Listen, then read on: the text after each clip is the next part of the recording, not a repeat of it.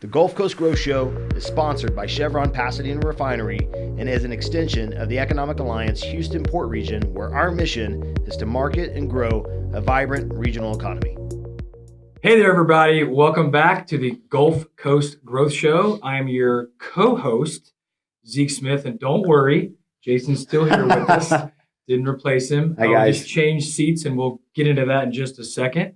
We are here with Ted Smith, retired petrochemical construction professional and now turned QA/QC / training consultant, who just also happens to be my old man, my dad. This is our Father's Day episode, so I had Jason's lovely mother on the show for Mother's Day, so brought my old salty dog dad in here to talk about being a dad in this region and this industry. So welcome, Pops. Thank you, son. Glad to have you today. Excited to be a part of this. I'm really glad to be here. So typically what we do, Pop, is we talk a little bit about your backstory, where you came from, how you got here. We'll get into a few relevant topics to the region, certainly relevant to the Economic Alliance and how that ties in. You've seen a lot, worked on these refineries and chem plants for a long time, as I well know. We're involved with ABC, which Jason and I are still both involved in, very much so. And we'll get into some passion projects for you. Sound good? Sounds great. All right, Jason, kick us off. Yeah, well, first of all, so excited to have you on the show. And I know we're going to share a bit of your story, but one of the things that really jumped out right out the gate was your servant's heart, and it bleeds through your son. So I want to thank you for that, because you're always looking for these nuggets on where they come from, and I can see it immediately. So we're going to get a good feel for that today. But what we do want to hear, and I think would be really important to the show, would be to share a little bit about your background. Maybe you can fill us in on kind of how your journey started, because you've had a pretty diverse background, but just being an industry guy, where did it all begin? Well, I spent, I guess, mainly my formative years in the Mobile, Alabama area, a little town called Bay Minette, which is across the bay from Mobile. It's where I graduated from high school. Really wasn't looking at college very seriously, just because I didn't have the grades for a scholarship and I wasn't an athlete, and I knew my parents couldn't really afford it. So I was looking for work. So I did a little bit of work at a high school, and my girlfriend at the time, who's now my wife for 48 years, she had a best friend who had a brother in the construction industry, older brother, and his name was Harley Orem. That's not a good Alabama name. That is extremely good. Harley Orem had asked his sister, we need help up here at this chemical plant project in McIntosh, Alabama, which was north of Mobile. And she said, well, you know what? My good friend's boyfriend needs a job. So we got together. He got me the job up there in McIntosh as a welder's helper, third-class welder's helper. I had zero experience in construction. Wow. And I loved it from the get-go. My dad couldn't believe it. I was a little skinny kid, 125 pounds soaking wet probably, and it was hard work.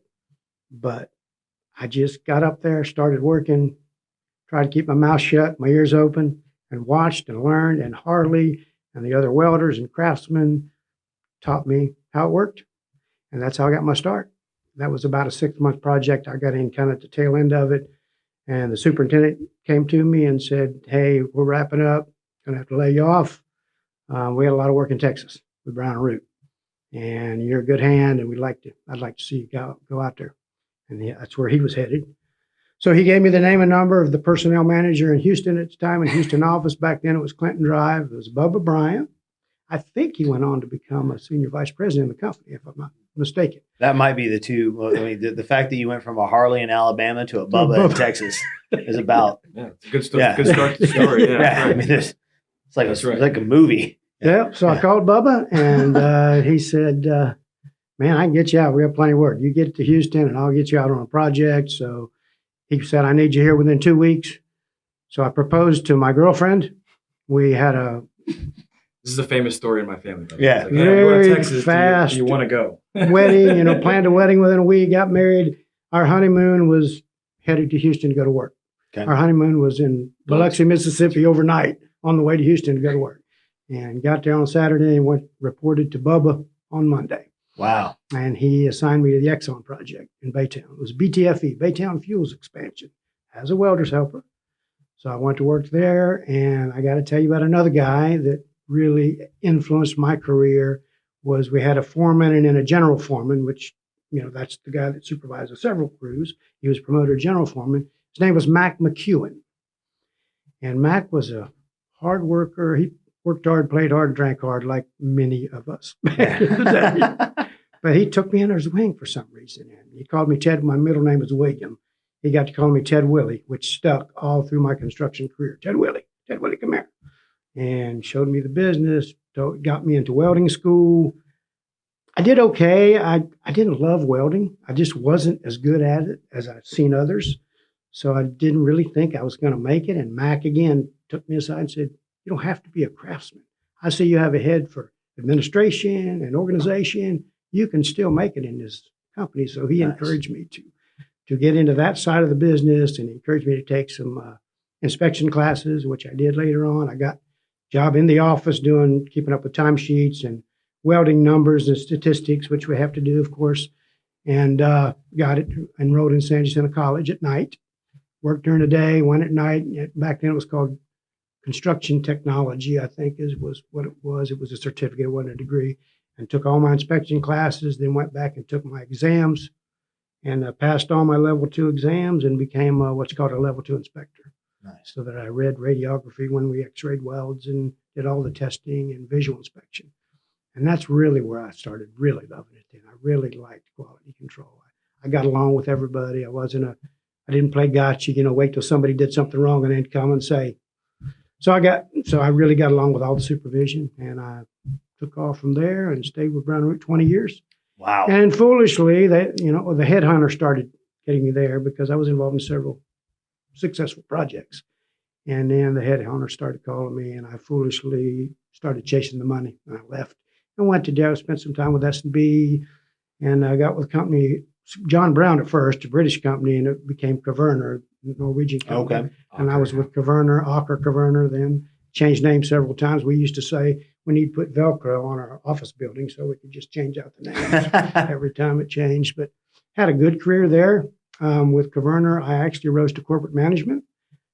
I was corporate quality assurance manager over worldwide onshore construction. Wow. So I had responsibility for quality on worldwide projects, spent time in South America, Japan, Korea, South Korea.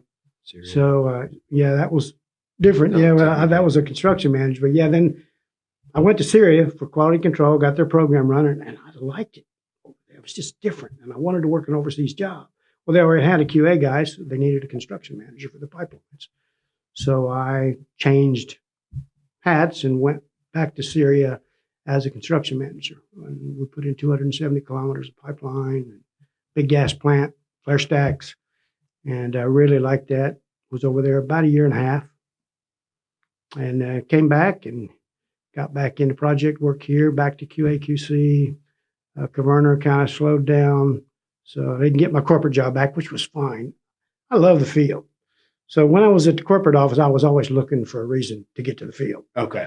I got to go to Texas City, check on my job. Well, everything's going good. No, I just really like the field. I like sitting in the home office. So I stayed in the field from there. Went to work for a company called Technique. You ever heard of them? They're over there on the Energy Corridor. Had a good career with them, and was at Valero Port Arthur as a site QA manager when the banking and housing crisis hit. I think it was in '08. Yeah. So they shelved that in a bunch of projects, and they were going to send me to Billings, Montana, which Montana's beautiful, but Billings is more of an industrial area, and I wasn't real comfortable with the package I had. So I said, you know what? I've been in this business 30 years. Let's call it a career. Nice. And that's the way I ended it up. One thing on a high note, you didn't mention, you did the proposal thing, but I think that's pretty remarkable, is that you loaded up in the 67? Oh, yeah. When I went to that first, From Alabama second to Brown Texas, Rouge, yeah. when I came to Texas, we planned our wedding, I said, and we loaded up everything we owned in my girlfriend's 1967 Mustang with $300 in her pocket. Wow. And came to Texas. That's a true story. Pretty good, right? That's amazing. Yeah. Love it. All right. So the story you just told, obviously, like Jason said, was a lot of varied experience, both in this region and international. Both on site in offices for lots of large companies, lots of members, certainly the refineries and plant owners are members of the Alliance as well. So give us your take on the things that you've seen that have changed in your now 40 plus years of kind of just watching this region change, right? Getting here as a 19 or 20-year-old kid to being a grandfather in the region, right? And raising kids here. So give us some of the things you've seen that have changed, probably for the positive, I would assume. Right? Yeah, it's almost all positive. I mean, there are some things that toward the end of my career, I thought, just, I'm an old school guy. This is silly, but almost all positive. Safety, of course. I walked, and I'm not bashing my company. That was just the culture back then. We didn't, I guess, know any better. But I've walked 8-inch pipe up in a pipe rack in the high lines with no fall protection. Wow. Then when they finally started making a square fall protection, it was a belt thing with a rope on it. Nobody ever tied it off. And finally, the industry wised up, and then we went to full body harnesses. So all the safety stuff. We had a weekly safety meeting back then, which was, okay, gather up. Nobody, don't hurt yourself. Don't hurt anybody else. Don't get killed. Go to work. A little more than that, but and that evolved into really good back and forth interactive meetings, toolbox meetings, we called them, every morning. That was new. Quality, of course, with technology helped a lot. They changed the role of quality control to not be the enemy, because we were, to actually sit down and be part of the pre-construction process, even in the engineering side. I was heavily involved in the design side. Looked at the models. Back then we had the actual plastic models as big as a room. Go in and look and look for the quality standpoint, go over the specifications, project codes, even contractual things before we started. We never did that before. They just throw us in the field, and it created an automatic adversarial relationship between the field superintendents. Right. Sure. Well, when you got to know them up front, we had team building meetings. You already had a relationship. So I can go to them and say, I may be looking at this print wrong, but that doesn't look right. Tell me. Oh, no, you're right. I'll fix it. Appreciate that. That's the relationship it got to. Nice. And I see that even more so. So speaking of not hurting yourself, you did, in fact, hurt yourself. It's kind of a famous story with your grandkids these days. Yes. Of how it happened. True. But the real story is what? So yeah, I'm a victim of an industrial accident. I lost that finger, my ring finger, my left hand. I was guiding a piece of pipe in on a cutting machine, working in a fab shop, and we had too much space between the cradles. And when it came off the cradle, it fell, and I had my hand in the bevel, and it hit on the edge of the machine. And I mashed all my fingers, but I lost that one. And it's relatively minor injury, really, but that woke me up too, and woke up that project where they put in, and it's too bad it was reactive, but they put in, of course, additional safety measures. The story he's told me, the real one, is that he didn't realize that he smashed his finger, took his glove off, shook it out. Yeah, that's true. Pulled my glove off, shook my finger out, and then went to my supervisor and said, I need to go to first aid. Oh, sheesh. It was, it was kind of traumatic. So I'm a big fan of looking before we start, make sure all the safety measures are in place. And that's really so much better. Well, I think it's great to hear it from the horse's mouth, from a guy who's experienced it, has seen it from, when you have guys that were in the field 30 years ago, walking around in these high places that could fall, die in a minute, and there was almost this kind of brash kind of, I don't need that. I don't need that. There's a famous picture in New York of the ironworkers sitting on that beam that they still had. And it's just kind of the thing that was exactly it. Yeah, and that was. I've been doing this 20 years. For 20 years, right? And then to now be in a culture where the culture in and of itself is really designed around safety. I mean, there are awards in safety for all these organizations. We have guys on the show all the time talking about safety. So anytime anybody wants to point a black eye down here, they want to try to point a black eye at some type of accident or some type of thing, because they're going to happen. I mean, we're talking about thousands of high-risk opportunities that are millions, probably a year. Some would say, from a percentage standpoint, it's some of the safest work people can do, actually, because of all the protocols in place. Right, exactly. So when you really think about safety, it's probably high up there, but they just happen to be high-risk opportunities. So great to hear a person who's something else real quick was, when we first started the enhanced safety, it was blame the person kind of. What did you do? I see now, even in my consulting work at INEOS, that it's now what caused the action. It's not so much personal that blame. Person did something dumb, and that's the way it started out when the safety program started. Okay, who can we blame for this? Right. We see that in politics. Now, how can we be better? What do we? Where was the opportunity inside this? Exactly. If that person made a dumb decision, were they not trained? Did they not know? And that's were they not supervised? It is a level atmosphere, issue. Right. Not just work one hours, fatigue, all that's looked at. Well, Right.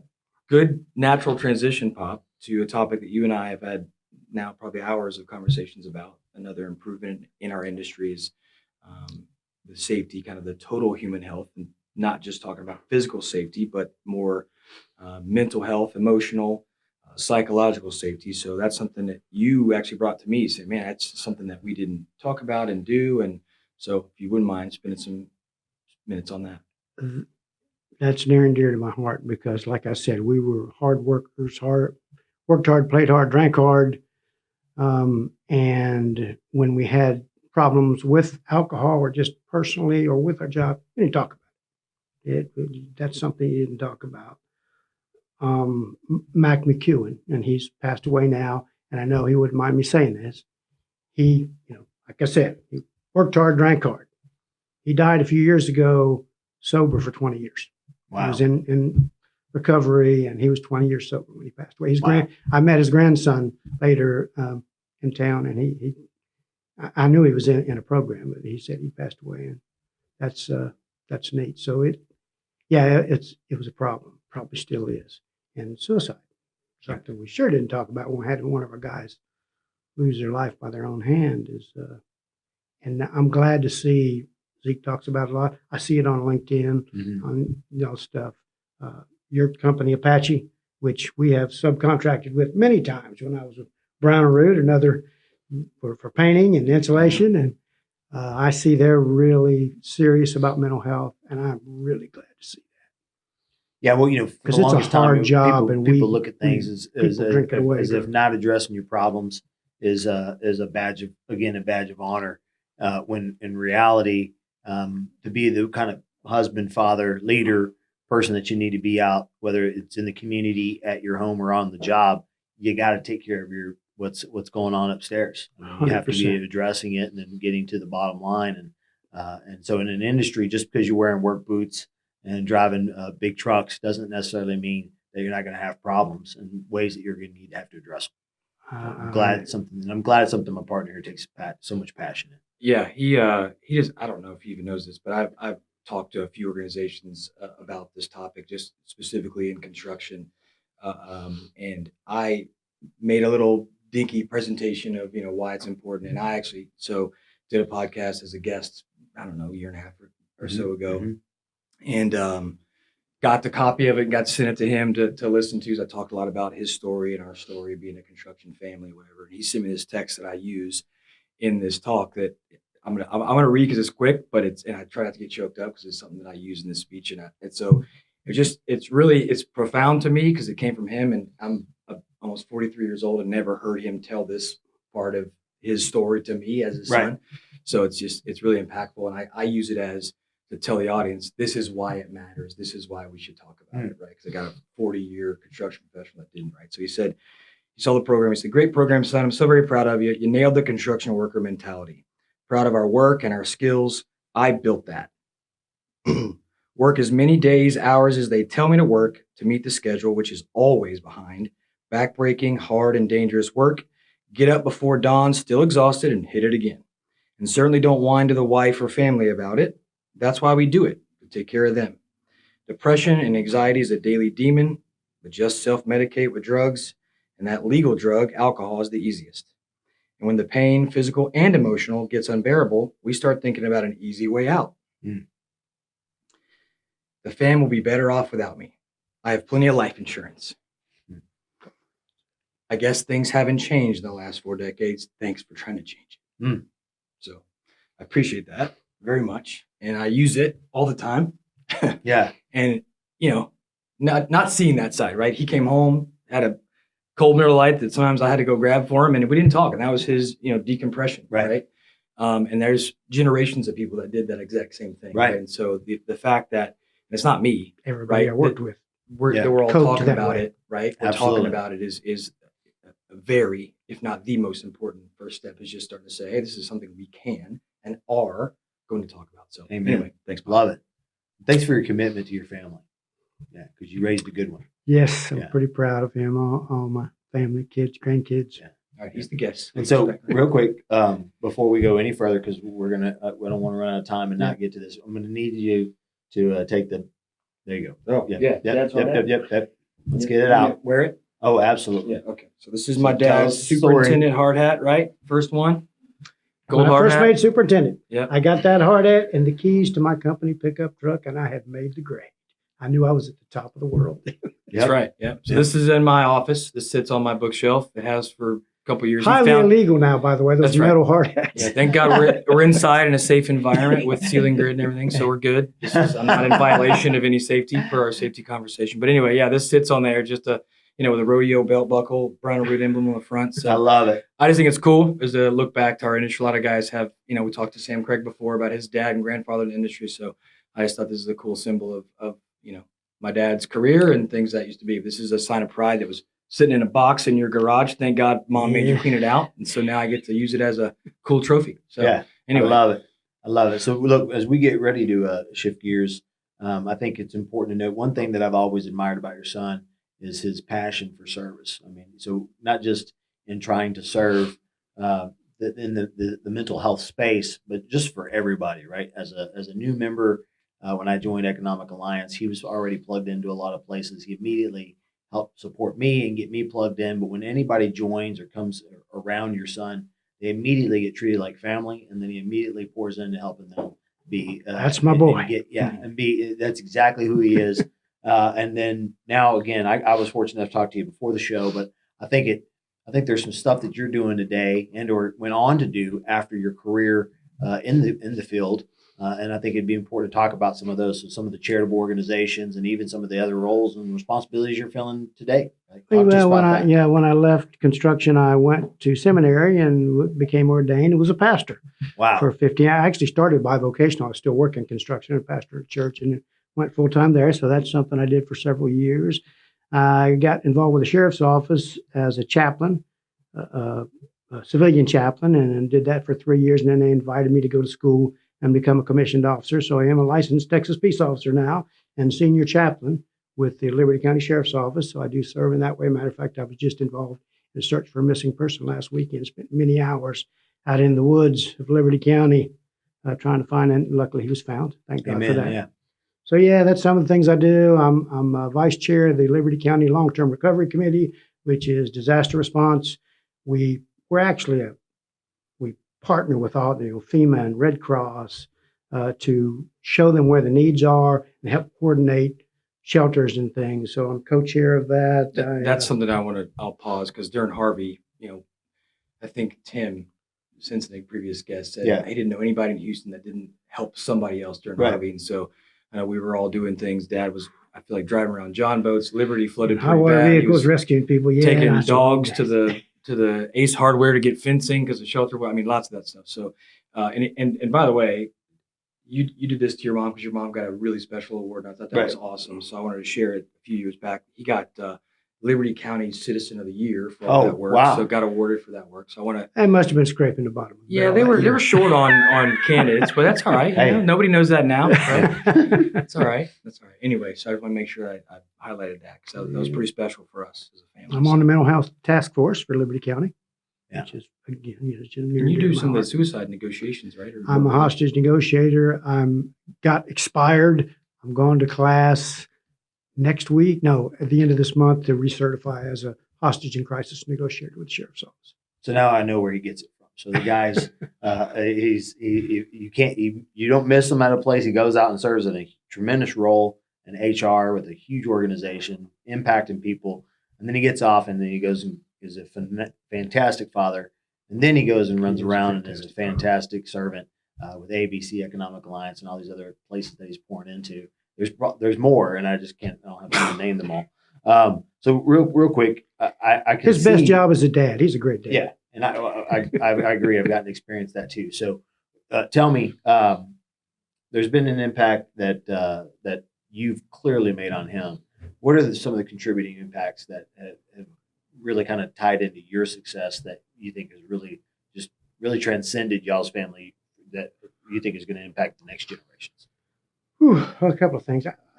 I'm able to get along with any type of person with any personality. That I think is a gift from God that I really can get along with all types of people. And not everybody can do that. My father's work ethic, he was a union steel worker for 30 some years, and he really showed me that hard work pays off. Amen. And so my dad's Army work veteran ethic, too. Korean War yes, veteran. Korean War veteran. Yeah. He kept his word, said what he meant what he said. Like a little cliche. The other thing is, I think I told you I kept my mouth shut, tried to, and ears open. And I have a hunger for knowledge ever since I left school, I think. I really wanted to learn new things. I did that throughout my construction career. I took new assignments. When there was a project in trouble, I was always a sucker for a challenge. I got a guy that can take this project over. I'll bring him in, send me up there to Michigan, which was one of them. Let me help that project. I really liked, they called me the fireman. I liked to go, I went to Billings to help out the project, went up to Canada to the oil sands projects where it was really, really cold. So I think I love a challenge. I love getting down in there and finding the root causes and making positive change. And that's the translation that my mom will want to hear because she'll watch this is my dad is still trying to figure out what he wants to do when he grows up. Yeah. He says thirst for knowledge, continuous learning. That's what we say, right? But she's going to say he just needs to decide what he wants to do when he grows up. A 67-year-old man. So, there's a lot of truth to that. I'll figure it out. Me and God will figure it out. Yeah. So work ethic and thirst / need for continuous learning, right? Yeah. Mm-hmm. I think that's helped me be Sounds like successful. somebody I know. Yeah. Yeah. Simple. Yeah. Well, it's been fantastic getting kind of a peek behind the curtains of what makes this man, and having your time join us today. Just a fantastic story, and really a great example of who we are as the Economic Alliance. Again, just a living proof sitting right in front of That's us. my thought. Is just just hearing and not all of this have I heard before, right? So we talk a lot on the show about the region and the opportunity that it provides for people and companies and families, right? And so I just thought after hearing it more and more, I'm like, wow, that's exactly what we want to do here. Is we want people to come to this region, find a career with a great company, and raise a family and do other things, right? Go to different companies, start their own company, right? Like Scott at Coastal. Right. Like just we want this region to provide opportunities to raise generations of families or companies like Craig and Height. Like we want Amen. those to do that. So as we wrap up, Pop, give every guest the opportunity to express any kind of gratitude for people. You said Mac earlier, which is I'm glad you gave that shout out. We've talked a lot about mentorship and folks. Harley and Bubba and Mac. There you go. Those are some names, right? That's memorable. I mean, that's Yeah. So I'm sure their families are listening. So let's give some shout outs or some gratitude if you have any. Oh my gosh, we could spend the rest of the day on it. Of course, I'm a man of faith. So I gave credit to my father, and I also give credit to my Heavenly Father, first and foremost. Amen. My parents, they instilled in me an ethic to work and succeed and do your best. I really give a lot of credit to my mom and dad. I feel like I had a pretty normal childhood, middle-class parents, and they were really kept me in the right direction, especially when I got off in the ditch, which I did a lot. And I got to give support to my wife, my lovely wife, Kathy, who can't believe she put up with me. All these years. She can't either. Yeah, I know. I pick up and, hey, I got a job in California. I need to be there next week. You want to go? Let's pack up the kids. And he was, what, 5? Yeah, 5 or 6, yeah. And packed them up in a U-Haul, and we took off to L.A. Wow. Worked the ARCO job out there, cogeneration facility. And stuff like that, take off. Sometimes she'd go with me. She went to Pascagoula to the Chevron plant. Sometimes she'd say, no, I got to go on this shorter term job. I'm staying home. Kids are in school now. Find us a house and plant us, and you go to work. Yeah. And if you really want to know how much your wife supports you, go to her and say, I'm going to take a $66,000 or $68,000 a year cut in pay and go be a pastor. Yeah, there you go. There you go. Yeah. That's support. Yeah. Well, I mean, to your credit, Pop, we joke here about once you say yes, you can't say no. You ask her, hey, I'm going to Texas. Do you want to go? That's how it started. That was part of the Knew what proposal. she's getting into. I'm going to Texas to work construction. I love you. Hop in but can we take your car? Yeah, because mine was junk. Yes. Yeah. She had a cooler car than me. Yeah, I'm going to need you to marry me, and I'm also going to need to borrow your car. Yes. Yeah. That was part of asking my papa. I'm sure, hey, I'm going to marry this girl, but we have the car. Yeah, exactly. We're taking it with us. And So- maybe $5, $10. Yeah. I only got 300. Yeah, Little gas money. You're starting to GoFundMe there, Paul. Help out. Oh, jeez. Well, thanks, Pop. This has been a great and fun convo, especially for me. And I love that you had the chance to talk to Jason. Love He's it. become a good friend and partner. So we love having you on Thanks the for show. inviting me. I Happy enjoyed it. Father's Day. Thank We'll get some you. Happy time Father's Day. on the grill this To weekend everybody. for that. So Yes. it's gonna be Yeah, great. you Happy have to Father's come Day. and do the grilling because Yeah, you're the grill Happy Father's Day master. to you, my friend. as You too, always. brother. So if this episode you think would inspire anyone, we encourage you, please pass it forward. Jason, that's Jason's consistent message. If you think someone would love to hear the story, certainly of the Economic Alliance Houston Port Region, this is the prime story, right, of getting here and creating a career and a family. So we want more subscribers. Go to the Economic Alliance Houston Port Region.com website. Go to the media tab, subscribe to all of our channels, specifically to our Gulf Coast Growth Show channel. We're on Spotify, Apple Podcasts, and YouTube, so you don't have to just watch all of us with faces for radio. So you can listen to us if you'd like, but please, and pass this forward to anybody you think it will help. We appreciate my old man, Ted, being here. Jason, Thanks, thank Ted. you for letting me sit in the hot Thanks for seat. having me. Enjoy We it have the very booster much. today, no booster Cap, no today, so booster thank for you. No. I appreciate it. And by the way, we don't do this enough. Thanks to our producer, Mandy. She's Man, awesome. yes, She makes Mandy. us way sexier than we deserve to be. So appreciate that. And guys, thanks for tuning in. See you next week. Take care. See you guys. Thanks for tuning in, and be sure to go to the Economic Alliance Houston Port Region website and subscribe to our channels. And let's pay it forward by sharing the good news of what's happening in our region by passing this episode to somebody you know.